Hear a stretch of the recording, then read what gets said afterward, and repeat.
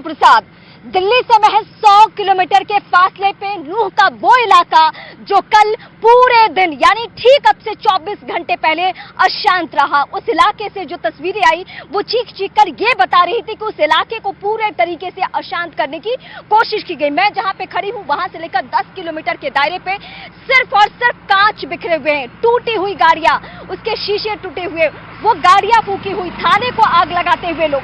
लेकिन अब पूरी तरीके से इलाका शांत है। ये इसलिए मैं कह रही हूं क्योंकि अब देखिए, मैं जहां तक आपको तस्वीरें दिखाऊंगी आपको पुलिस कर्मियों के साथ साथ रैपिड एक्शन फोर्स की टीम भी दिखेगी। ये वो टीमें हैं जिसने बीते 24 घंटे में पूरे इलाके को अपने कंट्रोल में कर लिया है और इसी टीम की बदौलत अब परिंदा भी इस इलाके में पर नहीं मार सकता है। आपकी अभी तक जहां तक निगाहें जाएगी दोनों ही तरफ, यानी यहां से मैं दिखाऊंगी पुलिस मुख्यालय है ये, और ये जितनी भी गाड़ियां आपको दिख रही है सिर्फ और सिर्फ इसमें पुलिस कर्मियों की मौजूदगी है। ये वो पुलिस कर्मी है जिनको 24 घंटे पहले यहां आनन फानन में कई पुलिस कर्मियों को तो हेलीकॉप्टर से भी, क्योंकि ये सारे रूट्स बंद हो गए थे, कल इस इलाके से मूवमेंट करना बहुत मुश्किल हो रहा था। लेकिन इस वक्त देखिए इन्हीं टीमों के बदौलत अभी जो ये पूरा इलाका शांत है वो इनकी मेहनत की बदौलत, ये 24 घंटे से चौकन्ना है, ये अलर्ट है और चाहते हैं ये कि अब कोई साजिश यहां पे ना हो। जिस साजिश की तरफ इशारा किया जा रहा है उसके बारे में पुलिस एक्शन ले रही है, पुलिस उन लोगों की पहचान कर रही है, लेकिन चुनौती बहुत बड़ी है और उस चुनौती से निपटना इन्हीं टीमों को है।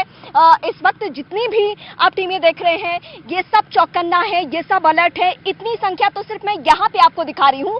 यहां से तकरीबन 2 किलोमीटर आप आगे बढ़ेंगे तो चप्पे चप्पे पर पुलिस कर्मियों की तैनाती आपको देखने को मिलेगी और इन टीमों ने जो कदम उठाए हैं वो वाकई सराहनीय है। हाँ, शुरुआती वक्त में थोड़ी सी दिक्कतें आई, अगर उस समय तमाम ये पुलिस फोर्सेस होते तो शायद हालात कुछ और होते या जो उपद्रवियों ने अपने हाथ में कानून लिया वो नहीं ले पाते। लेकिन इस वक्त की सबसे बड़ी खबर, हरियाणा के गृह मंत्री अनिल विज क्या कहते हैं वो सुनना इसलिए जरूरी है क्योंकि कल से ही लगातार वो बार बार दोहरा रहे हैं कि ये साजिश है, ये प्री प्लान्ड है, इसके बारे में पहले से ही बाकायदा तैयारी की गई थी, वरना सड़कों पे पत्थर, वरना कुछ लोगों के घर पे पत्थर कहां से आए।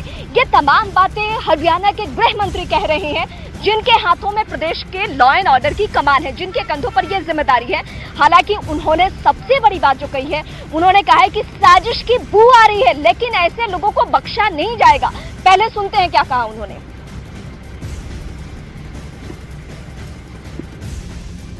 जिस स्तर की ये हिंसा हुई है ये अचानक भड़की हुई हिंसा तो नहीं है, और जहाँ तक मैं जानता हूँ कि नूह में दोनों कम्युनिटियाँ लंबे समय से आपस में प्यार के साथ रहती हैं, उनका आपस में द्वेष भी नहीं। ये तो किसी ने जहर घोला है, किसी ने इंजीनियरिंग की है, किसी ने मास्टरमाइंड किया है। जिस स्तर पे एंट्री पे भी पत्थर रखे हुए हैं, छतों पर भी पत्थर रखे हुए हैं, हथियार भी हैं, गोलियां भी हैं, एकदम तो सामने आते नहीं हैं। और ये यात्रा कोई ऐसा नहीं है पहली बार निकली है, हर साल यात्रा निकलती है। यात्रा के साथ हर साल जितनी फोर्स होती है उतनी हमने आज भी दे रखी थी। तो मैं किसी जल्दी नतीजे पर नहीं पहुंचना चाहता हूँ। हम गहराई के साथ जांच करेंगे, तथ्यों सहित जांच करेंगे और एक एक उस व्यक्ति को जिसने प्रदेश की और देश की शांति को भंग करने का षड्यंत्र किया है, हम उसके खिलाफ कार्रवाई करेंगे। बीते 24 घंटे की जब आप तस्वीर याद करेंगे तो शायद आप दहल जाएंगे, शायद आप परेशान हो जाएंगे, आपको लगेगा कि कदम क्यों नहीं उठाए गए वक्त रहते। लेकिन इस वक्त की जो तस्वीर मैं दिखाऊंगी और इस वक्त जो पूरे हालात के बारे में इस वक्त मैं आपके सामने बयां कर रही हूं, क्योंकि इस पूरे चौहद्दी को सबसे पहले आकर मैंने वहां देखा क्या क्या हुआ था, अब क्या हालात बने हुए, धारा 144 लागू है और इसके बदौलत ये हो रहा है कि कहीं भी लोग बाहर नहीं निकल सकते, समूह नहीं बना सकते हैं। और यही हालात यहां से कुछ किलोमीटर की दूरी पर, चाहे आप आगे बढ़े या इस तरफ जाए, दोनों ही तरफ के हालात एक ही तरीके के हैं, यानी पूरी तरीके से सिचुएशन अब कंट्रोल में है। इस वक्त की सबसे बड़ी खबर कि अब सिचुएशन नूह में कंट्रोल में है, हालात खराब बिल्कुल नहीं है। आसपास के जिलों में भी अलर्ट है। अलर्ट इसलिए क्योंकि अमूमन हमने देखा है कि जब भी एक इलाका अशांत होता है, एक इलाके में उपद्रवी कुछ उपद्रव मचाने की कोशिश करते हैं, कानून हाथ में लेने की कोशिश करते हैं, तो उसका असर दूसरे राज्यों में, दूसरे जिलों में देखने को मिलता है। कल हमने देखा कि जब नूह में घटना हुई तो नूह के बाद 2-3 और ऐसे डिस्ट्रिक्ट थे जिसमें गुरुग्राम भी था, वहां भी कुछ हालात खराब हो गए, वहां भी स्थिति बहुत ज्यादा खराब हो गई। लेकिन मैं और जावेद यहाँ पे इस वक्त मौजूद है, यानी नूह पे, और नूह के अलग अलग इलाकों का जाके हम देख रहे हैं, वहां से रिपोर्ट्स तैयार कर रहे हैं कि क्या हालात बने हुए हैं। मैं इस वक्त सीधे अपने सहयोगी जावेद का रुख करती हूँ। जावेद, तकरीबन 30 किलोमीटर के पूरे एरिया में हमने अपने दर्शकों के लिए जो रिपोर्ट्स तैयार की है, जो हम आपको देखी हाल इस वक्त बता रहे, क्या इस वक्त हम कह सकते हैं कि सब कुछ कंट्रोल में है, कानून हाथ लेने वालों को किसी भी सूरत में बख्शा नहीं जाएगा?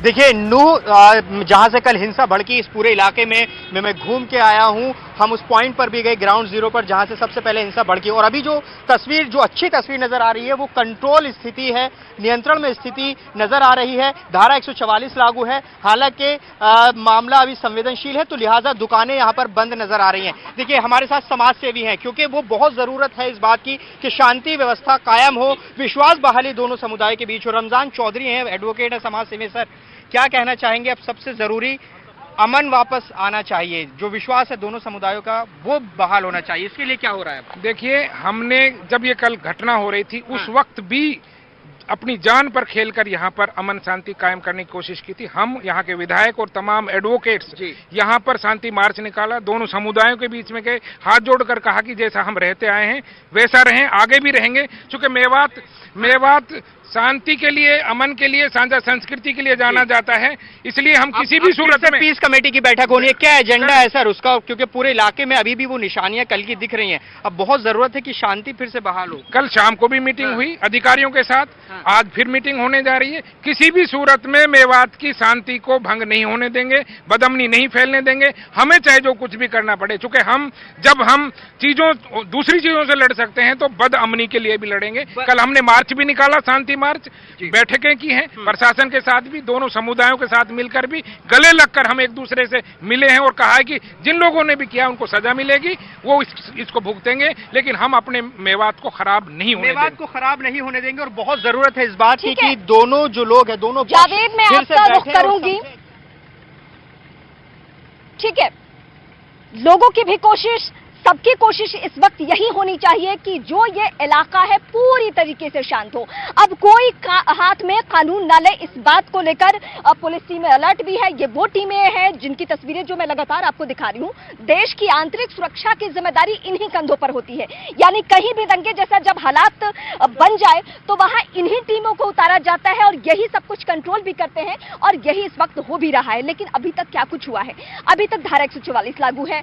इसके अलावा नेट को बाधित कर दिया गया है कि अगर कोई अफवाह फैलाने की कोशिश करे, अगर कोई ये कोशिश करे कि हम यहाँ पे हालात को फिर से खराब कर दें या कानून हाथ में ले लें या फिर अफवाह फैलाकर हम फिर कल जैसे हालात बना दें, ऐसा बिल्कुल नहीं होने जा रहा है। ना सिर्फ आज, ना आने वाले वक्त में। एक डिटेल रिपोर्ट हम आपको दिखाते हैं कि कल से लेकर आज तक हुआ क्या क्या है।